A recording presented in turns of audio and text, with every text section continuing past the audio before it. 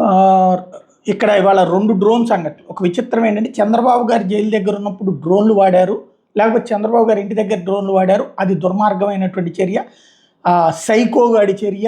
అది విజువల్ ఇంటి దగ్గర నుంచి సైకో చూసాడట అన్నటువంటిది నాడు చేసినారు. ఆ పదం ఎన్ని సార్లు వాడినా అది ఎంత దుర్మార్గమైన పదమైనా సరే అది మాట్లాడే అర్హత మాకు తిట్టించుకునే అర్హత జగన్‌కు ఉంటుంది అనేటటువంటిది ఒక ఫీలింగ్ ఉంది వాళ్ళకి.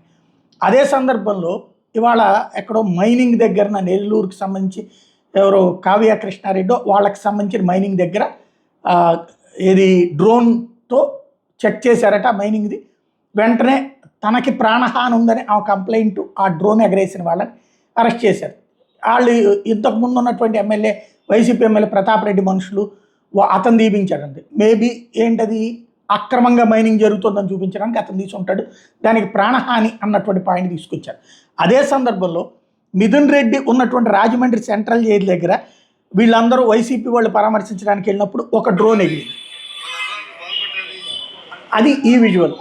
బట్ దీనికి సంబంధించి మాత్రం అసలు నోరు మెదపలేదు, దీని మీద వేయట్లేదు. క్రిందసారి కూడా అక్కడ రాజమండ్రి సెంట్రల్ జైలు దగ్గర ఇప్పటికి దాకా అనేక సార్లు డ్రోన్ ఎగురుతోంది అక్కడ లోపల ఉన్నటువంటి సందర్భంలో కూడా. బట్ ఇది ప్రొజెక్ట్ కావట్లేదు. అంటే ఏది కావాలో అదే ప్రొజెక్ట్ అవుతుంది తప్పించి మిగతాది ఉండదన్నమాట.